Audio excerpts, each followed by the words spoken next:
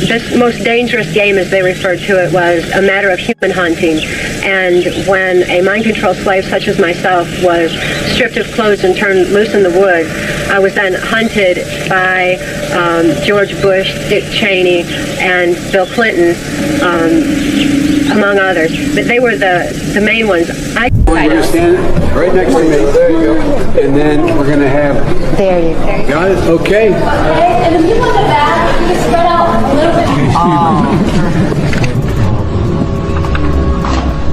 I'm saying that there are people that were the people that did this to both me and Corey that are still working, they're still out there, and they're some of the richest, most powerful people in this business. I got some names that I want to call. Alex Spiro, Desiree Perez, and the whole wicked system of Rock Nation, including you, Jay-Z. Yes.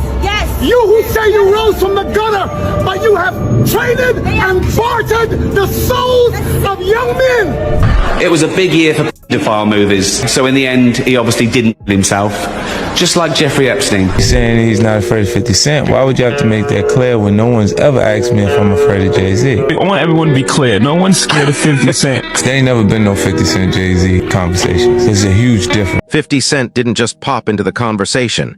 He kicked the door off the hinges while folks were already side-eyeing Jay-Z over the Epstein chatter. And suddenly the whispers got loud. He didn't accuse, he stacked patterns, timing, and history, and people felt the heat hit Jay and Beyoncé all at once. Then it got messier when word spread that 50 is allegedly lining up another Netflix documentary, this time centered on Jay-Z, which had everybody asking why now and why this deep. All of this traces back to that massive Department of Justice dump tied to the Jeffrey files. Millions of documents, videos, and images, with names floating around that made people pause. Jay-Z's name being mentioned didn't shock everyone, but it made a lot of folks uncomfortable once it settled in. An FBI crisis intake report in that release included an anonymous victim making claims, mentioning Push A and saying she allegedly woke up in a room with Weinstein and Jay-Z, while also saying her memory was cloudy due to being drugged. When headlines broke, people acted stunned but not surprised, and the usual defense popped up about Jay being new at the time. Except people who know the industry know that story doesn't really hold the way some want it to.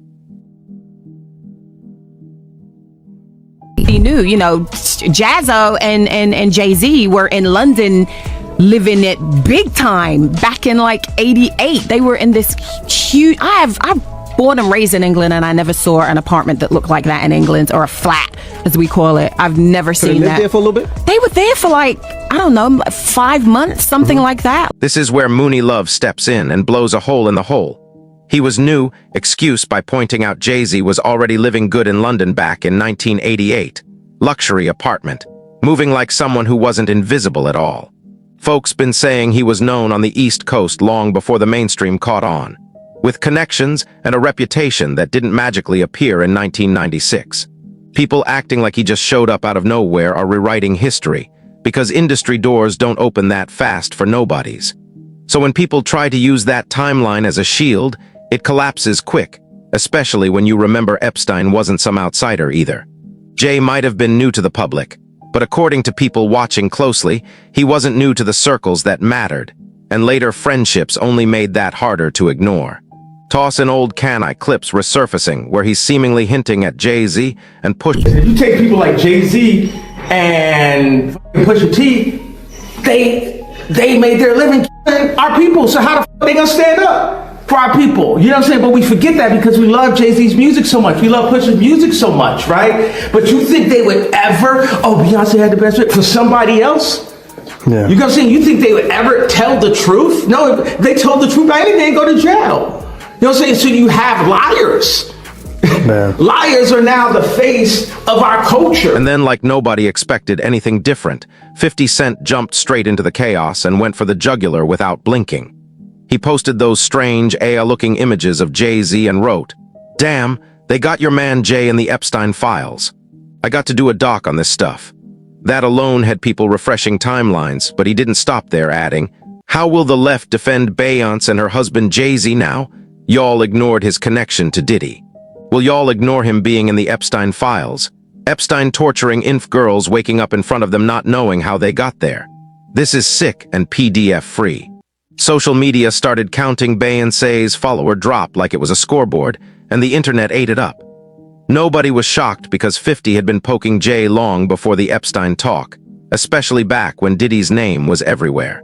He'd already been posting slick shots like when he said, "I thought Diddy was a billionaire music mogul. If he's smart, he will file bankruptcy." Then came the missing milk carton meme with Jay's face and the caption, "Anybody seen Jay?" So you see how we do it here on Saturday. This is what it's about to be. Even comedians jumped into the rumor mill, with Corey Holcomb throwing out some wild allegations, accusing Jay-Z and Beyoncé of allegedly mistreating people for ritualistic purposes, which only fueled the already burning. Look, y'all talk all that about R. Kelly. Beyonce was on that island where they was. Damn!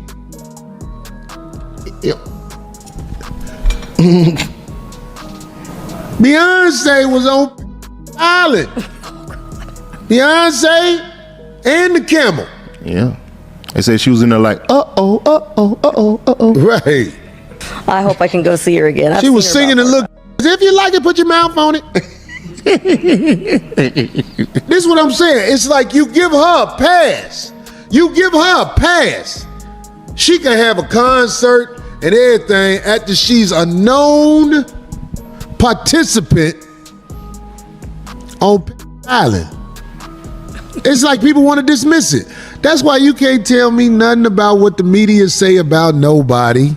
Yeah, exactly. Because the media is going to make a bad guy out of whoever they want to be the bad guy. And once rituals entered the chat, people dragged up that 2024 video where MIA claimed Jay-Z and Beyoncé pressured her into plastic surgery and taking part in satanic-style rituals, talking about red liquid, black goo, and devil horns, allegations that spread fast because of how extreme they... I met Jay-Z and I signed to Rock Nation. The first thing he told me to do is get plastic surgery.